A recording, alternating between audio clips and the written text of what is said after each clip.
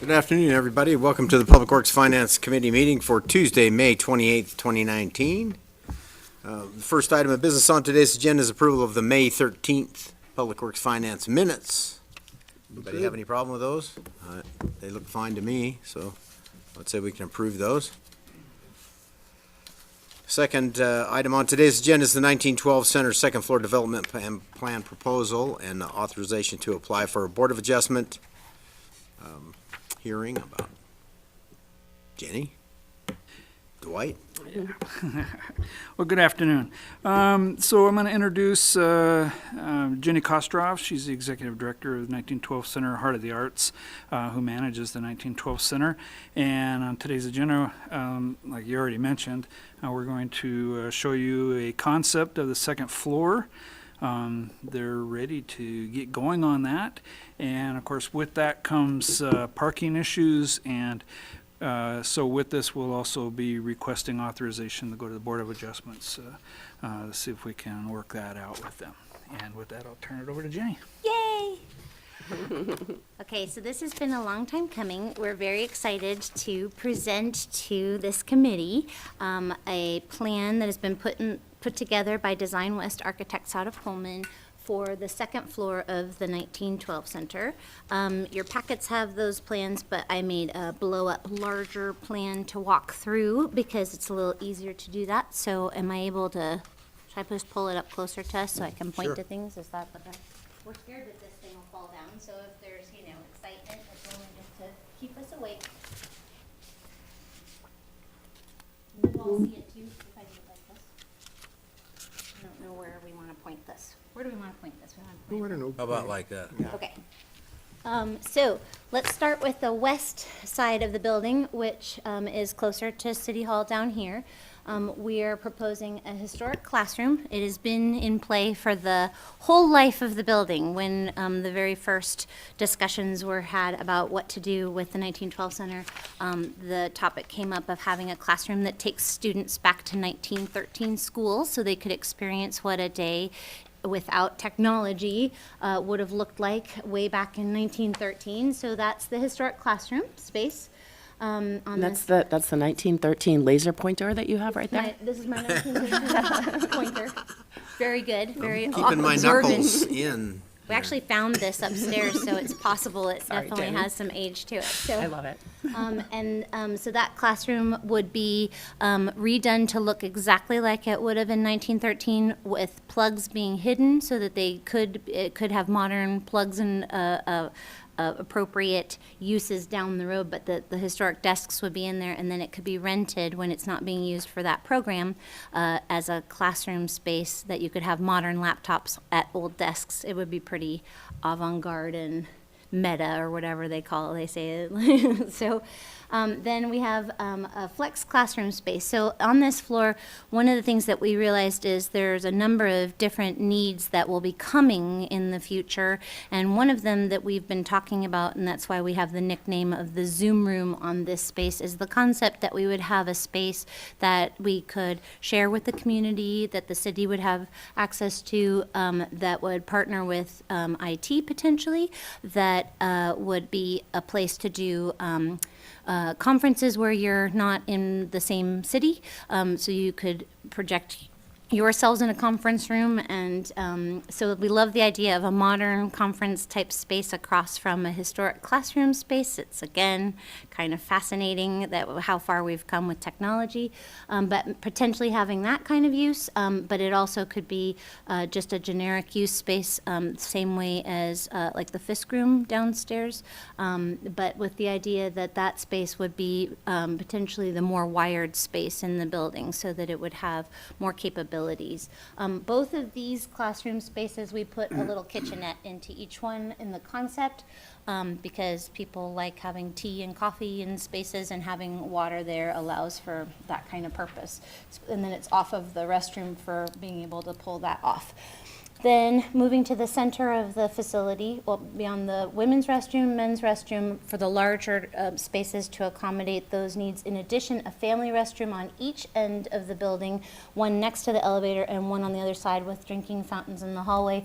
Those family restrooms are really important so that people can find a restroom. There's nothing more frustrating. We watch people in the great room, the men wander to the side where the women's room is and then wander towards the janitor's closet thinking that might be the men's restroom, working their way towards the elevator only to realize, no, it's not on that side of the building and they have to walk around the kitchen to the other side. So we said, let's just spare people that and offer a family restroom on each side of the facility so that they would have a restroom to use, no matter what, a unisex restroom. Those each would have a changing table in each of them, so that again we're able to accommodate that need on either end of the building. The auditorium, a basic, like we already have the chairs, we already have the stage. We will be putting in a stage lift to reach the stage level in that space, and there are small stairs on either side of that stage as well for access to that. And that stage space can accommodate small recitals, rehearsals, small performances, band uses. You know about those, Jim. And so the readings, poetry readings, all kinds of things that sort of sit in the middle range of need. It's not nearly as large as a place like the Kenworthy downtown, but it does accommodate people in that setting where they could have an intimate performance space. And Brandy, you attended when we did a reading of The Odd Couple up there, so you have an idea what that experience would be like for people. It's more intimate for sure. About 100 people or less in that space regularly for uses of that nature. Then across the way, the cool thing that we came up with, which we're really excited about, there's a wall here right now, but our plan is to break up the wall and put pocket doors in there so that they would look like the original doors with windows at the top, but then slide open into the wall space so that this could be used as a reception space for when the auditorium would be used, that people could have intermission or before or after gathering in the reception space. But then when these are closed, this could serve as a very comfortable 60-person lunch space for if there were conferences. This could be the luncheon space for presentations in the back space. So we like how flexible it allows it to be and how it can add value to what's available on this floor. Also thinking about this, the auditorium, you would need a space for your performers. And so tying in the community living room as a space where your performers can wait as a green room space or a special reception space for the people that are visiting with that guest performer, and or afterwards a small reception in the community living room space. But tying those three together, that makes an entire performance rental. So that would be 100 person or less, but those three spaces tied together, which we like that a lot, that it can do a lot of things for folks. Separating out the community living room will make a great small retreat space, 14 to 20 people having a retreat where they can have living room furniture. It could be good for board meetings. I think of groups like Rendezvous in the Park likes to sit in couches around the space to meet and talk about the plans, that having a couch type setting that also offers a small kitchenette space with a full-size refrigerator would go in there so that if you're doing an all-day retreat, that you'd be able to have food on hand for that. And then the dining table, so if you have a book club and you want to have dessert first and then sit and talk about the book. The East Flex classroom, one of the things we've been talking about is how to accommodate greeting people in the facility, and we realized that one of the things that the senior center has currently that makes it more challenging to have people arrive to the building and feel welcomed is when they're playing cards and they don't want to talk to you because they're busy with their bridge game or their pinochle game or their mahjong game, that makes the senior center less welcoming to folks who would like to learn more about what senior services are available and use a computer in there or work a puzzle. So one of the things we realized is we could partner with the senior center, and instead of having just one room be dedicated to senior activities, that we could do something like create a game room where this would be set up with card tables by day, and the seniors would then go upstairs to play cards and bridge and bingo, and then downstairs we would have that receiving space where we could welcome people, and that would allow for Heart of the Arts to then be able to rent the facility more easily. So we've talked to the seniors about that coming down the road, that we can do some really great partnering in the spaces upstairs to accommodate uses that they're currently having and grow what programming we can offer for the seniors. So that's kind of what we're looking at in terms of the second floor. It adds 6 new spaces to the building. But not necessarily growing the building to that capacity, instead sort of spreading out some of the things that have been condensed in on the first and ground floors, and then offering a few more options for people to combine spaces for activities that might be that we would have maybe just put into the great room. Now it could spread out a little bit and have some space. So those are the ideas that we've got for you, and I'm open to conversation about this part first. Well, I've seen this a couple of times because I'm on the facilities committee, but I think it's a great design. And the only question that I have is the elevator in and functional now? It goes all the way to the third third floor. Yeah, thank Yep. you. I remembered at one point you saying the, like, old original classroom would just be a temporary thing, It's or- one of those things that we've talked to a bunch of folks and realized it would be neat as a space to see, because the community loves seeing those desks in place, and it will also create less of a demand on the upper floor in terms of load in the building. And so having that be more a museum at some times, and then active with the uses for student purposes, like bringing the 4th graders that are studying Idaho history to have a day in 1913 school. So what we like is the idea that we could let those desks, without all the props and books and things, be rented by the public, because I think there are the occasional classes where if someone had laptops sitting at those old desks, they'd get a real kick out of that experience. So I think it could be used as a classroom space. We have occasional folks that rent that kind of thing for the Fisk room right now, where they rent for like a QuickBooks class. Well, wouldn't it be funny to do a QuickBooks class in a historic classroom? I like the idea anyhow. Okay, so I guess, go Well, I was ahead, just Art. going to say, and then there's other plans for the 3rd floor yet in the future. Right, well, the 3rd floor has some big spaces that even in our lease agreement are dedicated, so like the larger auditorium space can't be broken up on the top floor. I don't know what we'll call that big room, but that space would be a big space.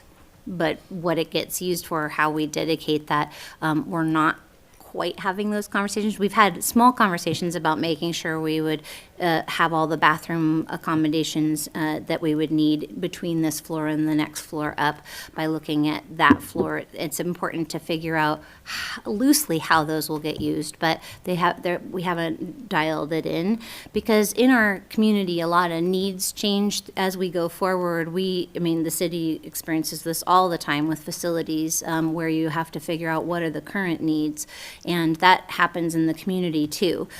We get new spaces that offer some things, and then those spaces go away, and that need becomes something that people are looking for in the community for meeting spaces or who knows. So the idea is to keep things general enough that they're malleable. Like the flex classroom concept is actually just smart planning, in that if we don't dedicate it to a certain use or a tenant, then we're letting it be open to what, if you build it, they will come. So there can be uses that are best suited for that based on where our community is at by the time it's up and running.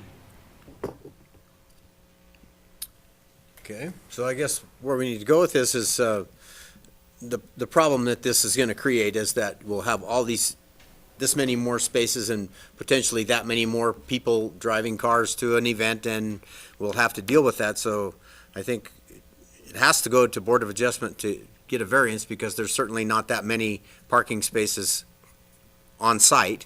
We're barely covering what we need for the first floor.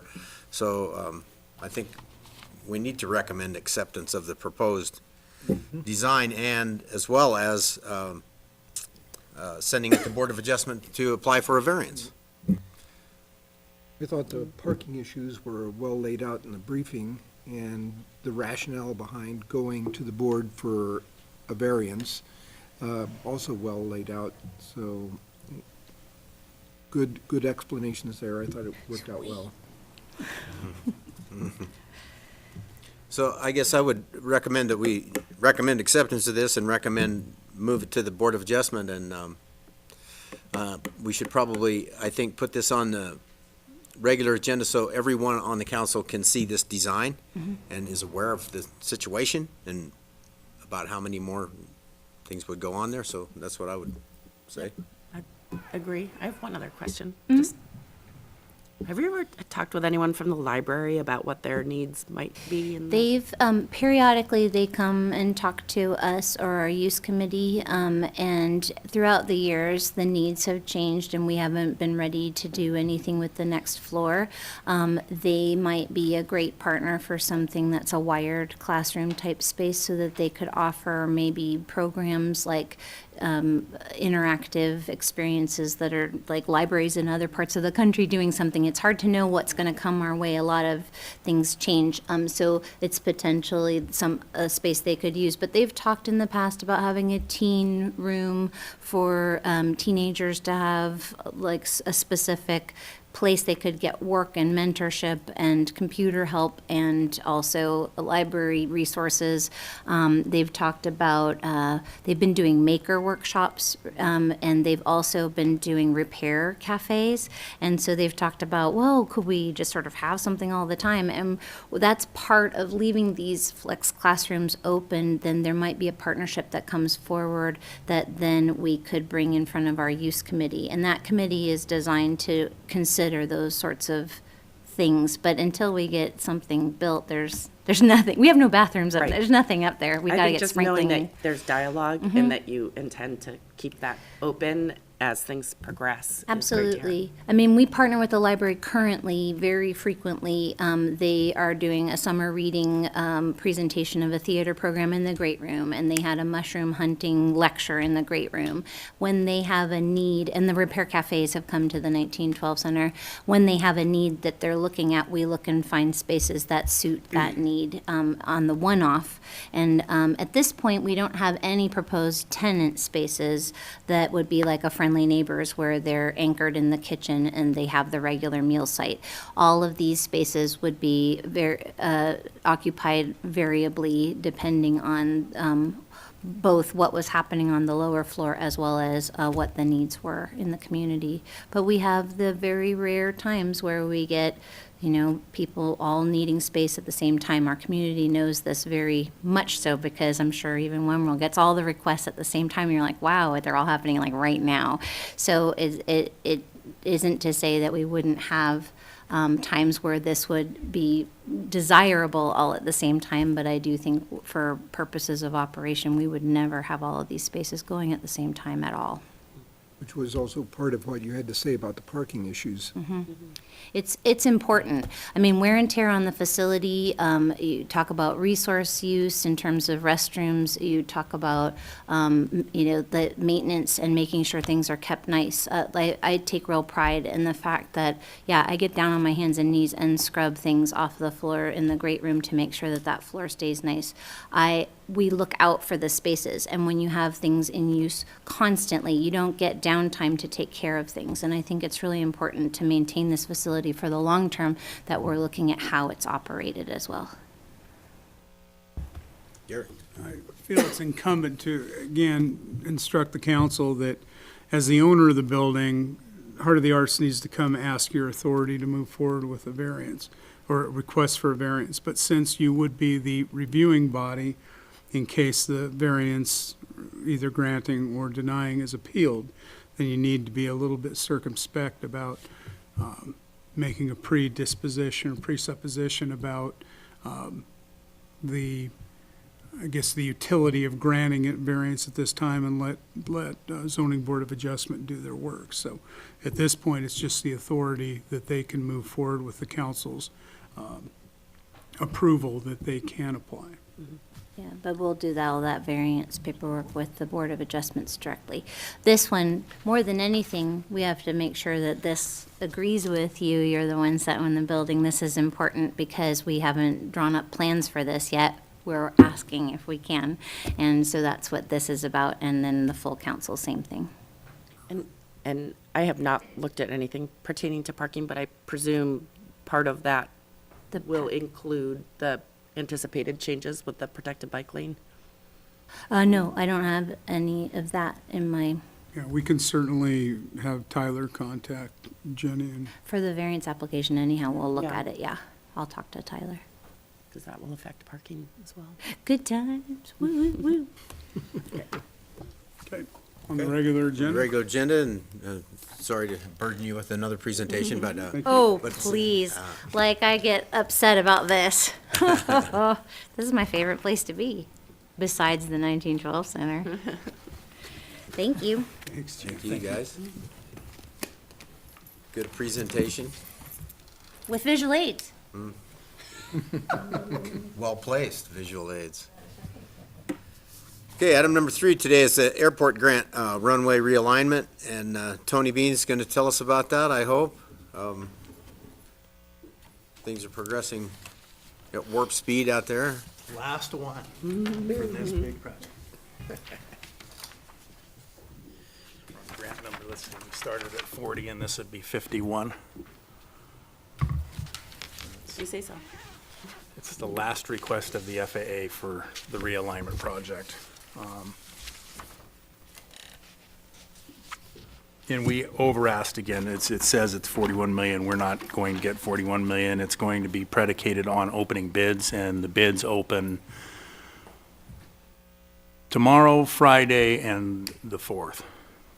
So tomorrow will be the big project. So what does it take to connect, the grant is to connect the new runway into all of the hangars. So the taxiway connections, finishing all of the work with the creek, and putting in all the piping and all the storm drainage, doing the Clomar and the floodplain work with FEMA, and just tying the entire project up. And so we split out certain pieces of that to try to get disadvantaged business enterprise capabilities. So one of those is demolition of the existing structures that are on WSU.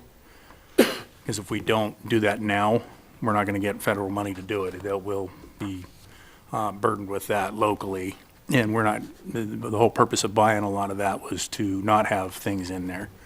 And so there's a demo package out on the street right now that goes forward, and then there's some fencing that needs to be done. There's some in this package that's currently going, and some as we're going forward, because if you've looked at the airport, it's only fenced on 3 sides, which is not a popular thing with TSA. And they'd like to see the 4th side fenced. So the application is pending the FAA review, or actually the application amount is always more than we're going to receive from the FAA, so we don't have to continually come back and go back through both sets of councils. This has been through city council for Pullman, and I've got 3 of them. I don't know what order, which committee and what order you want to go in. That's the first one. But yeah, this is the phase Runway. 4. So this is the runway, and then there's a second one behind that. So the runway is to finish the work. That grant's going to take us through 2021. So the work will start in 2020, and we'll be playing musical chairs with operations, because we're going to connect the terminal in and the general aviation apron.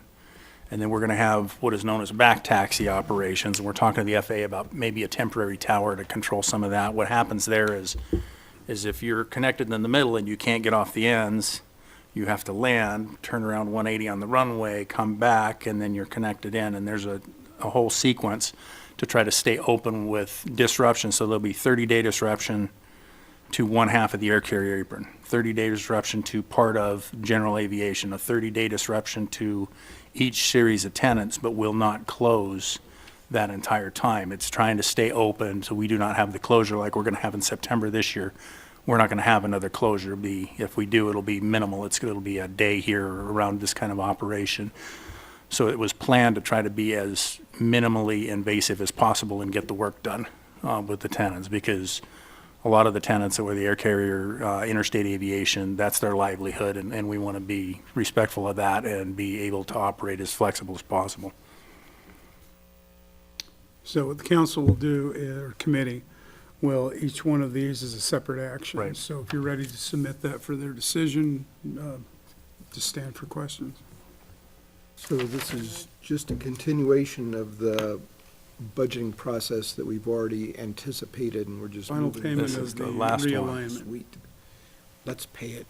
This finishes, Let's get the Only grant, let's 46 do it. million. this finishes it. Tony is not going to be able to make the council meeting on the 3rd, so I'm having him present to both committees. So if you have any technical questions, now would be the time, because on Monday you're going to get me, and I'm not nearly as well versed as I'll Tony. give you a good is. map. And give a good generalization of what they're for. Yeah, well, I think we need to recommend that we authorize the acceptance of the grants and forward that to council on the regular agenda. Even though he can't be there, Gary can do the presentation of the grants and how much they are, and If I might, do you anticipate that they're controversial enough to be on the regular agenda, or would the committee consider putting them on consent? I guess I would, yeah, I think everybody on the council is aware that these grants are upcoming, and And if any member of the council wants to pull it off and talk about it, I'd certainly be happy to do that, but. I think we've talked about them ad nauseum, and we've been through the same process multiple times on these grants as this has progressed. So I don't think there's any new information here. No, it's not. It's Anything just is- continuing to fund Yeah. as we need to fund to be able So- to complete the program. I guess I don't have a problem with that suggestion. Okay, thank you. Okay, so that finishes the runway realignment. Yes. And I'm going to go to the equipment grant next, because equipment is something that we've struggled with, because all of our money, all of our entitlement Number funds. 5 on your agenda. Or which way? That's fine, Okay. go ahead. Yeah. So all of our entitlement funds have been tied up to the terminal. We did everything we could do prior to, or not terminal, runway, everything we could do prior to starting the runway to get as many things out of our way as possible. We put in a repeater so you could get emergency communications out there. We bought snow removal equipment and a temporary shelter to try to get ahead of that.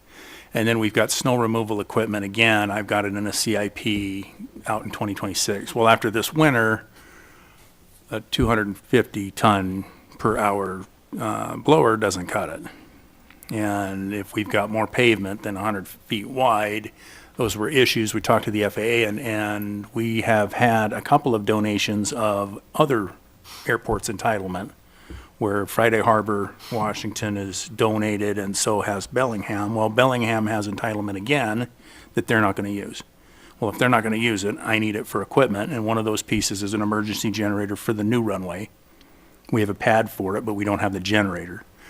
The other piece in there was fencing. Whatever fencing we can't finish in the runway realignment work, we'll finish with the equipment grant. There are 2 closure X's. If you go out there right now, and when they close the runway, they stand up these 2 giant X's. Well, we paid for those X's years ago, and they're going to burn them up.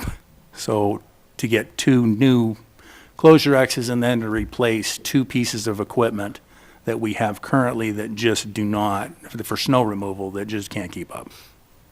And so that's what the equipment grant is set up for.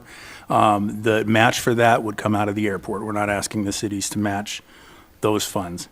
But it's $2.4 million of entitlement that we would be receiving from the Port of Bellingham that's already been transferred pending approvals. This is going in front of Pullman City Council on the 4th. So it'll be out here first, so yeah, it'll come to Moscow on the 3rd, it'll go to Pullman on the 4th. But this takes a lot of pinch that we've been working through off and make sure that, because it takes 300+ days, so we're going to have the same equipment we're working with now, but we'll be another year before snow removal equipment shows up. But it takes care of getting fencing done, getting an emergency generator, making sure that we've got closure X's replaced. and allows the airport to make sure that operations in the wintertime are going to meet the standard that the public expects. So relative to the snowplow equipment, the new equipment coming in would be replacing the old equipment or in addition to? It'd be replacing old equipment, and we would probably we have a dedicated broom, it's just a broom. It has a attachment for a plow on it, we'd probably keep it in reserve, because we would be targeting another multi-function type piece of equipment where it's a plow, a broom, and an air blast, because that's the most efficient use of personnel that we can use. We've got one, it's great. It works extremely well, especially with the FAA standard now is get rid of the contamination, i.e. snow, ice, whatever it is. That's a contaminant, and you have to get rid of all of it. Well, our capability in the existing runway is so short that you can't leave anything. So we spent, with the airport board, $20,000 in chemical and got into chemical. This also takes care of a piece of chemical equipment that we basically bought a piece of equipment to attach to a spreader, and it came in a foreign language and didn't have any instructions. So it was kind of like putting together a puzzle without the top of the box. But we got it put together. Furniture from IKEA. Yeah, it's, so it was an interesting piece of equipment to try to deal with.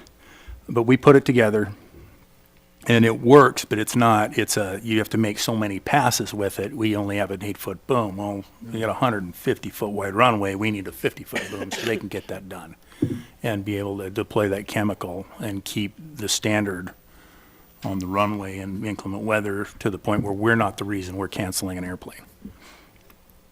Good stuff. Well, thanks to Bellingham and Friday Harbor for their assistance, I guess. It looks good to me, too. Strike while the iron is hot, get it while there's money. I mean, money's hard to argue It's with. not free. It's a as lot close better. to it It's as we close. get. It's Yeah, as it's close close as we as can you can get. It's 8.125. Which is pretty good. Okay, so I guess we can move forward with the same action on this one. Okay. That we would approve that. Okay, so the last one's a fun one. Small Community Air Service Development Grant. The city of Pullman has already passed this grant and agreed to act as the administrative sponsor, because there has to be an administrative sponsor for it. The airport board has already hired Mead and Hunt to do the air service development pro forma on Denver service, and already to put together the application. I've applied for this by myself before. It's not an easy thing to apply for, and it's not guaranteed. When I applied, it was for a marketing and communications grant for West Yellowstone, Montana, and 66 communities applied and 16 got a grant. So it's not a guarantee, which is why we're applying for it now. Because if I'm not successful with the chambers and the cities and we can't get everything together this year, I've got another year to really work at it. You have 4 years to use the grant. So we can time air service with a terminal building, and start to work those things. But it's a lot easier to talk to an air carrier about air service if you have $1 million or $750,000 to say we have a revenue guarantee and we're positioned to do marketing to support the service and act as a partner with the air carrier. But this grant, that's what it does. It's paid for by overflight fees, which are fees that are paid, so it's not even tax dollars, not our tax dollars. But there's fee, if you fly over a country's airspace, you pay a fee. If you leave Japan, you fly over the United States, and you land in England, you pay an overflight fee for every 50 miles. And likewise, if we fly from the United States, go over France to go over to, Belgium or whatever, we pay that country an overflight fee. All airlines pay that. Well, what the Congress does with those funds is they put them into essential air service for small communities in the United States, and they put it into small community air service development grant programs, which allow smaller communities to get better air service or more adequate air service than what you already have. We have a pretty good advantage at this one is we've never applied, because it's hard to go talk to an air carrier and say, come service our community so we can handcuff your operation with all of the issues that the current runway has. The new runway doesn't have those issues. And I don't want to say low-hanging fruit, because there's no such thing as low-hanging fruit in air service, but the best opportunity that we've been able to find with Mead and Hunt and looking at carriers is Denver. because it doesn't damage the existing service we already have. And whether that's United or it's United paying SkyWest to fly that route, it'd be a 50-seat regional jet likely, and it'd be 2 flights a day, which is what it would be to start. But 50-seat regional jet size, if that would work out, that opens the door to potentially a Boise route, because it's the right equipment. Alaska's basically already told us that they don't have the right equipment, they're not interested in it. And so, okay, well, who does have the right equipment? SkyWest does, but SkyWest isn't here, or United isn't here. So maybe it's a different partnership trying to build that. But this grant takes care of being able to get to a bigger hub. One of the nice things about Denver is it goes east, and there's a lot of people that do not want to go west to go east. They will automatically drive to Spokane because they don't want to go to, it's just in your mind, I'm not going to Seattle to turn around and go east. But the other one is frequencies. Denver offers 38 additional one-stop destinations that you can't get out of Seattle, that Alaska doesn't have. And 38 doesn't sound like a lot, but when you're talking, there's 500 commercial service airports in the United States, 38's a lot. But it's not just that, it's the frequencies. If you've ever tried to go to Boston or tried to go to Washington, D.C., and I see Art going, Yeah, I know what you mean. you get 2 frequencies. Well, if you're going to Denver, and it's an hour and 50-minute flight to Denver, instead of 2 frequencies, you get 6, 8. So it opens up a lot of markets that we do not have and we can't access right now.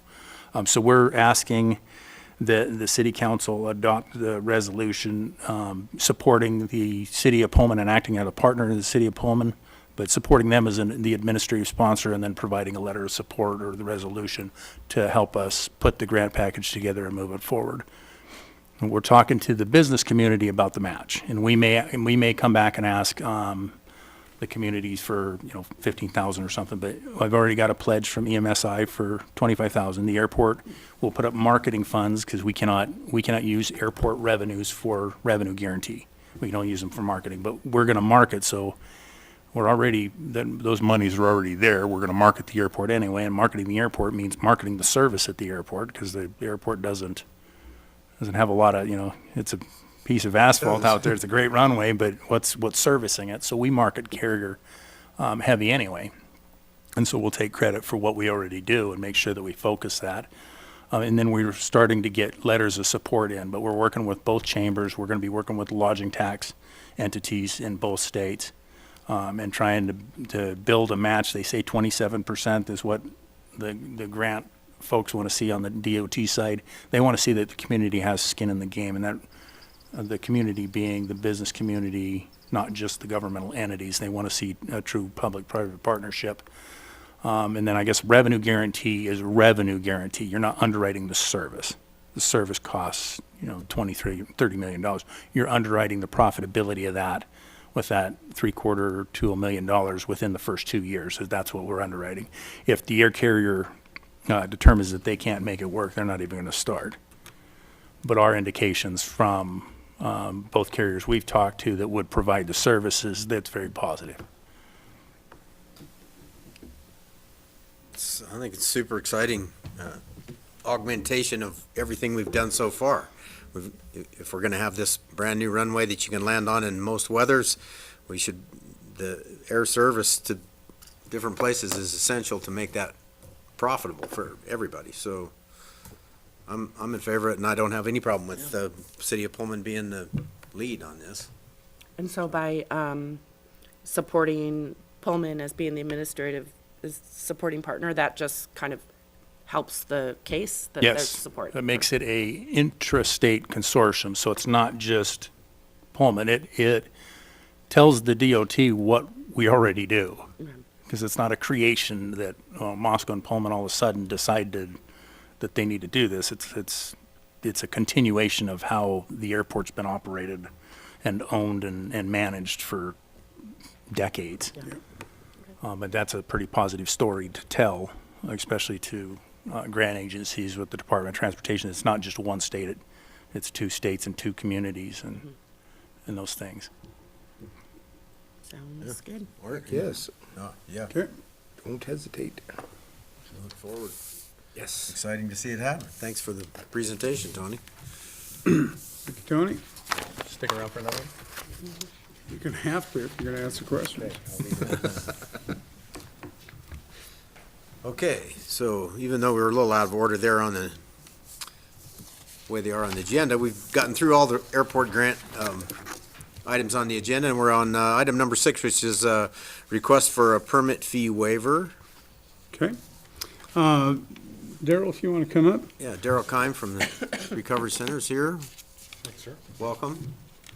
As the backup indicates, Daryl contacted us a week or so ago, indicating that they're moving forward with their crisis center construction remodeling and asking whether the city would be interested in waiving our building permit fee that they need for that project. So I've outlined what's there. I believe the article that was attached explains the project and how it fits into the crisis center, plan. So with that, I turn it over to Daryl and let him make his request. Well, I don't have too much to add to that. I thought what was written summarized it pretty well. Really, the only thing I would add is our entire budget for this expansion of our services is $50,000, which sounds like a lot, but it's really not. By the time I have to hire an architect for $4,000, that's 8% of my budget. I'm paying city fees of about $1,000. That's 2% of my budget. You whittle away at it. I just thought I would ask for a little help. And I think you make a pretty good case that it's a cost-effective thing from a city finance standpoint anyway. If by If adding they're coming this to me, service- they're not going to the ER. Exactly. And they're saving the cops a lot of time too. I think it's a cost-effective thing, and I'd be in favor of waiving the fee, waiving the building permit Thank you. for this expansion. Okay. I want that on the consent agenda as well. Yeah, I believe we can do that. Thanks, Daryl. Quick and easy. That's Yeah, it. that was way too easy. Excellent. Thank you all. It's great to just know there's a potentially a I'm excited. holding solution for those really I'm excited. challenging Yeah. circumstances. Yeah, it seemed like too good an opportunity to pass up when we had the chance to partner and make it happen. Yeah, Yes, yes, yes. work on it. Have a great day, folks. Thanks, Daryl. Thank you, Darrell. Okay, now we're down to reports, bond reimbursement resolution report. Gary, what do you know about that? Well, we are moving forward with the, as you know, we had a successful bond election, capital bond election last Tuesday. So the Latah County needs to meet to canvass the results of that election. So it was a little over 69% in favor. We needed 66 2/3.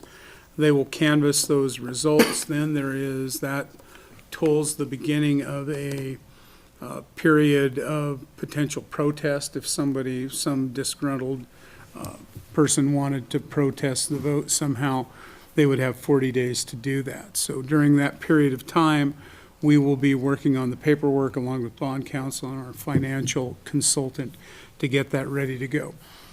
Once that period ends, which will be sometime in the beginning of the second week of July, I guess. Once that happens, then we will begin the process in putting the bonds out for sale. We expect the funding, the sale to be complete. Council will then vote on a bond ordinance on August 5th, which is the same date that we have our budget public hearing. Once that happens, then the actual bond sale takes place. The funding should be available by the 4th of September, which is all well and good. But we've already put out the RFQ for architectural services.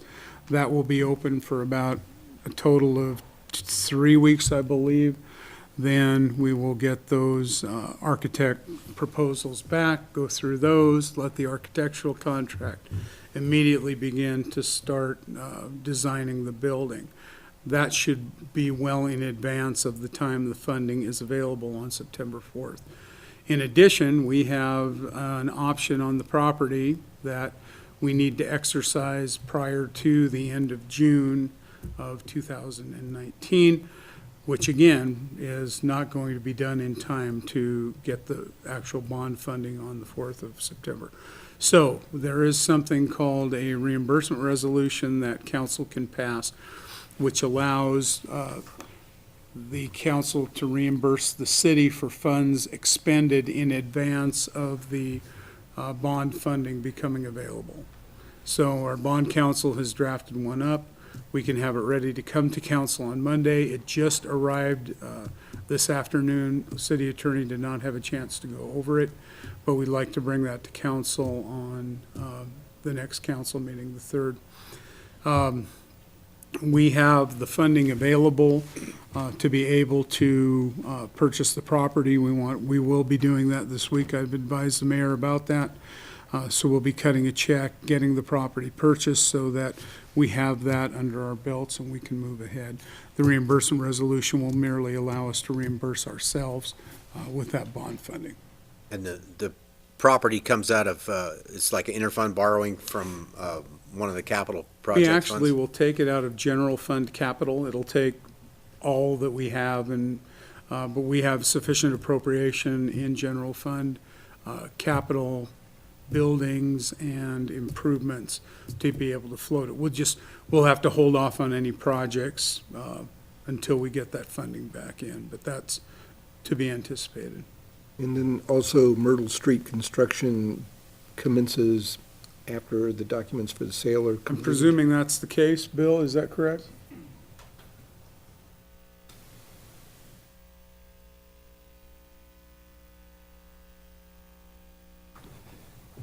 Afternoon. Good afternoon, Bill. So per the purchase sale agreement, the owner of the property has to complete those improvements by October 31st.